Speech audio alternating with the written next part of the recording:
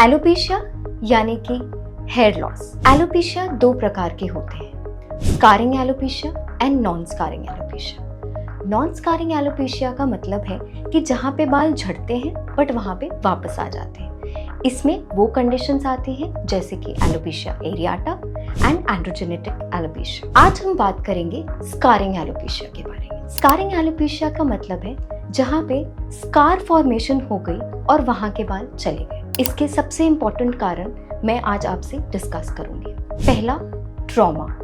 अगर कहीं चोट लगी है, आपने देखा होगा सर पे अगर चोट लग जाती है तो एक स्कार फॉर्मेशन हो जाता है, वहाँ के बाल झड़ जाते हैं और वहाँ पे बाल वापस नहीं आते। ये एक स्कारिंग एलोपेशिया का एग्जाम्पल है। दूसरा कारण, बर्न्स। अगर कहीं पे जल गई है स्किन या स्कैल्प अगर बर्न हो गई है तो वहाँ से बाल चले जाते हैं। ये भी क्योंकि बर्न के बाद एक स्कार फॉर्म होता है और फिर वहाँ से बाल वापस नहीं आते। तीसरा कारण है लाइकेन प्लेनोपाइलारिस। लाइकेन प्लेनोपाइलारिस एक ऑटो इम्यून कंडीशन है। इसमें बॉडी की इम्यून सिस्टम एक्टिव हो जाती है जिसकी वजह से कहीं से बाल झड़ सकते हैं। जब हम स्कैल्प एग्जामिन करते हैं तो हमें एक शाइनी सा स्कैल्प दिखता है जिसमें हेयर फॉलिकल्स नहीं दिखाई देते। हेयर फॉलिकल्स डिस्ट्रॉय हो जाने की वजह से वहाँ पे बाल वापस नहीं आते हैं। इसका इलाज अगर हम देखें तो सबसे पहले हम इसकी डायग्नोसिस कंफर्म करते हैं विथ हेल्प ऑफ बायोप्सी।